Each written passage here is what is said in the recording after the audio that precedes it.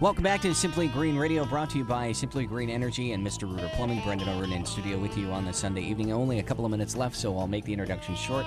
But in studio with Maurice Aubry, Mo, Pete, Maurice, True Story Pete, Brenna Hartman, and also with Rob Fornataro with SWBR Architects. He is a senior designer.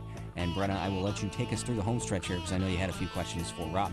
I do. We've been talking about the LEED certification of buildings. Thank you very much for clarifying some of our questions on that. Also talking about biomass as an alternative source of fuel and energy. And one of the questions I had for you is, who is your typical client for a biomass technology? Obviously, it wouldn't be me trying to start that up in my garage, right?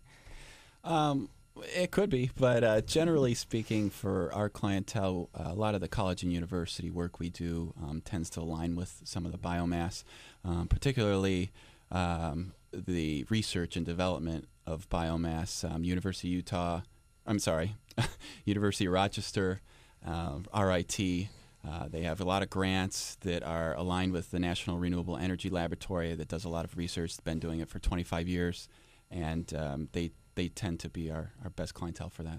And what sort of incentives are available for using this technology? That's one thing that we try and let people know on this show, is that there are a lot of tax incentives, rebates, and other kind of funding available for renewable technologies. How about for the biomass? Yeah, there are a couple out there. Desire, if anybody knows that, there's a website. It's DSIREUSA.org. That's the database of state incentives for renewables and efficiency. They have some incentives for corporate and personal, as well as property tax incentives and clean energy and energy efficiency for product manufacturers. So there's a big stretch, and it's geared specifically towards biomass. You could go online and find details about that, but they cover all sectors of the market, which is very interesting for New York State. Mo or Pete, take us through the home stretch here. We've only got about a minute left or so.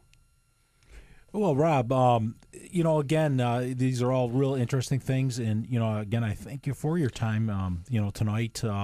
It's been great having you on. And I know you mentioned something off air there a little bit that you wanted to mention. And I figured, we might as well, you've been so graceful to come in tonight. Why don't you just go ahead and say what you had to say. Well, I appreciate that.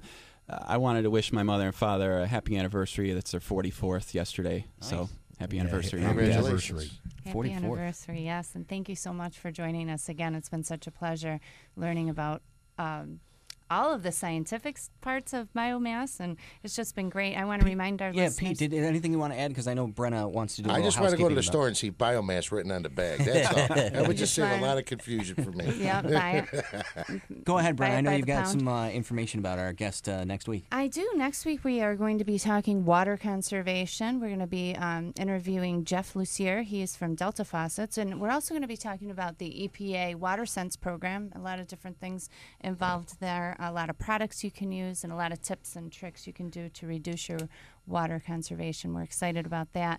I also want to remind our listeners, mysimplygreenenergy.com. There is a contact form on that website if you have any questions or want to suggest a topic for us to cover on the show. Real quickly, because Pete, because you are the water conservation guru, talk about some of the things that Brenna has just mentioned. You're going to see. We're probably going to talk about a lot of the new plumbing fixtures that are out there.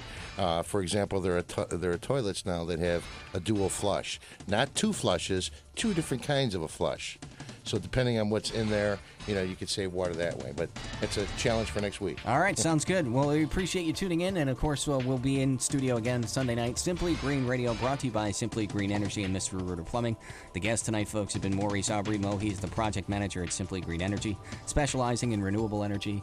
Also, we've been in studio with Pete Maurice. True Story Pete focuses on renewable energy, the project manager for Mr. Rooter Plumbing, specializing in their water conservation and green division.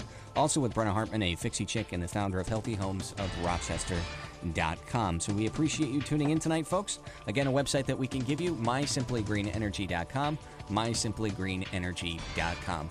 Hour number 2 of Ask the Experts coming up next here on News Radio 1180 WHAM.